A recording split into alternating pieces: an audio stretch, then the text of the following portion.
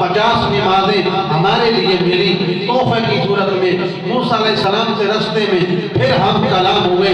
हदीस से बात आपके सामने बयान कर रहा हूँ। तो कहते हैं कि नबी से खत्म हो गए, उनसे भी सवाल बनता है ना कि मूसा अलैहिस्सलाम जब मुलाकात वापसी पे हुई, आके या रसूल अल्लाह आप क्या लेके आए हैं उम्मत के लिए?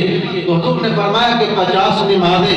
मूसा अलैहिस्सलाम ने फरमाया आपकी उम्मत 50 नहीं पड़ेगी, हत्ता कि बार बार जाते रहे हुजूर, नमाजें कम करवाते रहे, आखिर में 5 नमाजें रह गई।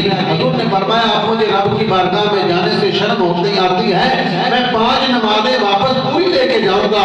रब ने कहा कि दी तो 50 थी, 5 बाकी रह गई है, जा ये भी तेरी उम्मत को हम शर्फ देते हैं, पढ़ेंगे 5 और सवाब हम 50 का अता करेंगे।